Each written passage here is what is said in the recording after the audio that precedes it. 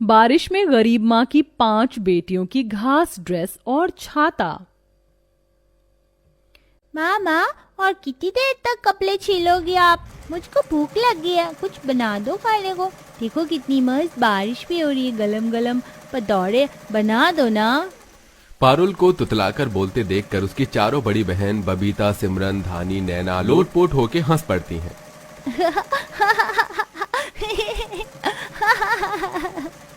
पारुल अब तो पदौरी खाइयो और हम चारों माँ के हाथ के पकौड़े खाएंगे, तौतली खाएंगी। माँ देख तो ना, चारों दीदी मेरा मजाक उड़ा लिए। तभी करुणा सिलाई मशीन रोक कर कहती है, तुम चारों क्यों इसे सताती हो? ये मुझे तंग करेगी। मैं बहुत अर्जेंट कपड़े सिल रही हूँ, तभी तो 2-4 पैसे आएंगे, तो तुम्हारी ये गरीब माँ तुम पांचों की ख्वाहिश को पूरी कर पाएगी। ठीक है माँ, आप कपड़े सिलो, हम तंग नहीं करेंगे अब। मेरी समझदार बिटिया। फिर गरीब दर्जी वाली बहू जल्दी जल्दी कपड़े सिलने लगती है। तभी जोर जोर की बारिश शुरू हो जाती है और हुड्डा हाउस की मालकिन शीतल छाता लेकर आती है। ए भगवान, ये मॉनसून क्यों आता है? जहाँ देखो बरसात के चलते कीचड़ कीचड़ मच जाती है। करुणा, मेरे कपड़े रेडी हैं? जी शीतल जी, मैंने सिल दिया है, एक बार पहनकर देख लीजिए, अगर कुछ कमी लगे तो मैं ठीक कर दूंगी। इस छाते को कोने में टिका दीजिए, हवा लगकर सूख जाएगा। अरे नहीं नहीं, कोई 100-200 का छाता थोड़ी है जो जमीन में रख दूं, बहुत महंगा है, मेड इन लंदन है, लाख रुपए का है। छाते की कीमत सुनकर करुणा मायूसी से अपने कच्चे मकान को तो कभी अपनी 5 बेटियों की शक्ल को देखने लग जाती है।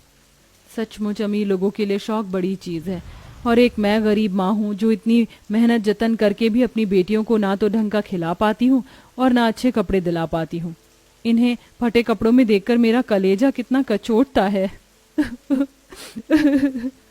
ये लो तुम्हारी सिलाई के पैसे। ये क्या दे रही हैं शीतल जी? बस 200 रुपए। एक डिजाइन वाले ब्लाउज सिलने का रेट 500 रुपए है।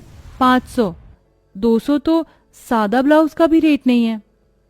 अरे तो तू भी तो कौन सा अलग से टेलर की दुकान डालकर बैठी है? खंडर सा तो मकान है तेरा, कोई आता भी नहीं है। मैंने तो इसीलिए तरस खाकर कपड़ा सिलवा लिया कि गरीब औरत है, ऊपर से 5 बेटियां हैं तो 2-4 पैसे कमा लेगी।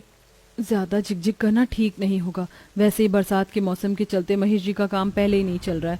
फिलहाल सिलाई के काम से खर्चा पानी निकल रहा है।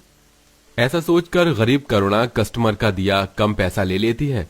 उसके जाते ही पारुल, सिमरन, नैना बोलती हैं, माँ आज तो आपको पैसे मिले हैं, थोड़ी आलू गोभी वाले पकौड़े बना लो। नहीं माँ, पहले मुझको छाता ला दो, मुझे बारिश में भी भीग भीग कर स्कूल जाना पड़ता है, छाता चाहिए। बेटिया अभी तो इतने से पैसे हैं, घर में राशन पानी खत्म है, वो लाना है, थोड़े दिन रुक जा। पर माँ तुमने वादा किया था इस बार छाता दिलाओगी। पता है अमीर लोगों के बच्चे रेनकोट पहन कर आते हैं, पता नहीं हम कैसे भूखे नंगे गरीब के घर में पैदा हो गई। ना हमारे पास अच्छा खाने को है, ना अच्छे कपड़े पहनने को है, और ना रहने को अच्छा घर है। ये सुनकर करुणा का दिल टूट जाता है, उसकी आंख में से आंसू छलक जाते हैं। तभी बबीता, जो कि अपनी माँ के दुख तकलीफ को सबसे ज्यादा समझती थी, उसने कहा, ऐसा नहीं कहते नैना, माँ इतनी मेहनत किसके लिए करती है? हमारे लिए। बस अभी हमारे हालात खराब चल रहे हैं, माँ से माफी मांगो। माँ मुझको माफ कर दो।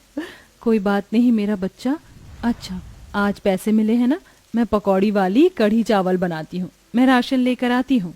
जैसे ही वो झोपड़ी के बाहर आती है तो पूरे आंगन में पत्ते पत्ते बिखरे थे। उसकी छोटी सी फुलवारी भी थी जिसमें तरह तरह के रंग बिरंगे फूल खिले हुए थे, जिसका वो गरीब माँ अपनी 5 बेटियों के समान ख्याल रखती थी।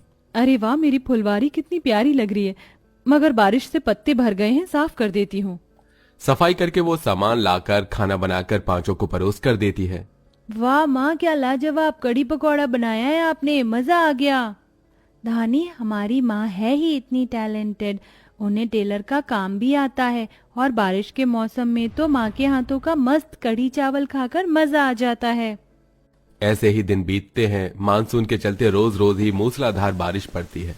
जहाँ सबके बच्चे रेनकोट और छाता लेकर स्कूल जाते, वो 5 पन्नी ओढ़कर पहुंचती, जहाँ अमीर टीचर उन्हें दरवाजे पर रोक देती है। तुम 5 क्लासरूम में नहीं बैठ सकती। लेकिन क्यों मैडम जी, हम तो लेट भी नहीं आए हैं, टाइम से आए हैं। मैंने लास्ट टाइम भी कहा था छाता लेकर आने को, मगर तुम इतनी ढीठ हो, सुनती नहीं हो। Now get out. मैडम जी, हमारी माँ बहुत गरीब है। इस बरसात के मौसम में हमारे पास खाने को भी नहीं है ढंग से, फिर छाता कहाँ से दिलाएंगी? वो तुम्हारी प्रॉब्लम है, बट रूल्स आर रूल्स। अब जाओ, और कल से छाता लेकर नहीं आई तो नाम काट दूंगी तुम सबका। पांचों बरसात में भीगते हुए मुंह लटकाकर घर लौटती हैं, जहां वो देखती हैं क्योंकि घर की छत गिरी हुई थी, जहां करोड़ा तूफान में उड़ा बचा कुचा सामान बटोर रही थी। माँ, ये सब कैसे हुआ? बहुत तेज आंधी आई थी बबीता, उसमें छत भी ढह गई और सारा सामान समेत तुम लोगों के कपड़े लत्ते भी उड़ गए। वैसे भी वो कपड़े पहनने लायक कहाँ थे माँ, फट गए थे सारे। तुम लोग स्कूल से क्यों आ गई? माँ, मास्टर जी ने हमें भगा दिया और छता लेकर आने को कहा है। तभी फिर से बादल उमड़ने घुमड़ने लगते हैं, तेज तेज की बारिश होने लगती है। हे भगवान, इस बारिश के मौसम ने तो उधम मचा कर रख दिया है। हाथ में एक पैसा कौड़ी भी नहीं कि छत डलवा सकूं। तभी धानी पूरे आंगन में उगी हरी हरी घास को देखती है, जो कि बारिश से जम गई थी। माँ, छत बनाने के लिए हमें पैसों की जरूरत नहीं लगेगी। हम इस घास की छत बना सकते हैं। मैंने इतिहास की किताब में पढ़ा था, पहले के लोग इन्हीं के घर बनाकर रहते थे। तो फिर देर किस बात की है, चलो हम सब माँ के साथ मिलकर घर तैयार करवाते हैं। तीन बहनें बरसात में भीगते हुए घास इकट्ठा करती हैं, तो दो बड़ी बेटियां छत बनवाती हैं। कड़े संघर्ष के बाद उनका घर तैयार हो जाता है। सब घास घर के अंदर आकर बैठ जाते हैं, लेकिन अब उस गरीब माँ को अपनी 5 बेटियों के भविष्य की चिंता सता रही थी। माँ, तुम परेशान क्यों हो? अब तो घर भी ठीक हो गया है, फिर तुम किस बात की चिंता कर रही हो? तुम्हारी पढ़ाई लिखाई की, मुझे तुम्हारे लिए छाता बनाना होगा। बहुत भागा दौड़ी के बाद तो तुम सबका नाम लिखा है स्कूल में। तो फिर जैसे आपने घास वाला घर बनाया, हमारे लिए घास की छतरी बना दो माँ। अपनी 5वीं बेटी पारुल की बात करुणा को समझ आ जाती है। वो ढेर सारी चौड़ी घास इकट्ठा करती है और नदी घाट पर से छाते की डंडी बनाने के लिए सरकंडे भी ले आती है और दिमाग लगाकर घास वाला मजबूत सा 5 छाता बनाती है और उन पर ऊपर से पन्नी भी चढ़ा देती है। ये लो तुम 5 का छाता, मैंने इस पर पन्नी लगा दी है, इसमें से बारिश का पानी अंदर नहीं आएगा। अरे वाह माँ, आपने तो कितना प्यारा घास वाला छाता बनाया है। हाँ, ये तो एकदम वाटरप्रूफ छाते के जैसा है, इसमें पानी भी नहीं आता। कल से हम अपना घास का अनोखा छाता लेकर जाएंगे स्कूल और सबको दिखाएंगे। अपनी गरीब माँ के बनाए घास के छाते को देखकर 5 बेटियां बहुत ही ज्यादा खुश होती हैं और छाता लेके बारिश में नाचने लगती हैं। तभी सिमरन की फ्रॉक उसकी नोक से फट जाती है। अरे नहीं, मेरा कपड़ा तो फट गया, अब मैं क्या पहनूंगी माँ? ला दिखा, मैं ठीक कर दूंगी बेटी। हे भगवान, ये कपड़ा तो बुरी तरह से फट गया है, सिलने लायक भी नहीं बचा। ऐसी हालत में करुणा दुविधा में आ जाती है। तभी वो कुछ सोच कर बोलती है, अरे हाँ, मुझे तो सिलाई करना आता है, क्यों ना मैं इस घास से अपनी 5 बेटियों के लिए ड्रेस बनाऊं। कोई और दूसरा चारा समझ में न आने पर करुणा अपनी बेटियों के लिए घास की ड्रेस बनाने की सोचती है। वो खूब घास और अलग अलग रंग की पत्तियां इकट्ठा करके ड्रेस सिलने बैठ जाती है और सबसे पहले एक ड्रेस तैयार करती है। ये घास वाला ड्रेस कुछ फीका फीका सा लग रहा है, अगर मैं इनमें फूल लगाकर सजा दूं तो कितने अच्छे लगेंगे। वो आंगन से फूल तोड़कर लाती है और घास वाली ड्रेस में सेट कर देती है, जिससे उसकी शोभा बढ़ जाती है और 5 अलग अलग डिजाइन वाली ड्रेस सिलकर 5 को देती है, जिसे पहनकर वो बहुत खुश थी। माँ, तुमने कितनी प्यारी घास की ड्रेस सिली है, बताओ कैसी लग रही है हम पर? 5 को छलछलाई आंखों से देखकर उस गरीब माँ ने कहा, एकदम मोरनी के जैसी लग रही हो तुम 5, बहुत सुंदर लग रही हो। माँ, तुम ना ऐसी घास वाली और भी ड्रेस बनाकर बाहर टांग दो, फिर देखते हैं हमारे घास के कपड़े सिलने के लिए लोगों की लाइन लग जाएगी, हम घूम कर आते हैं। 5 बारिश में अपनी घास वाली ड्रेस पहनकर बाहर निकलती हैं, जहां सब देखते रह जाते हैं।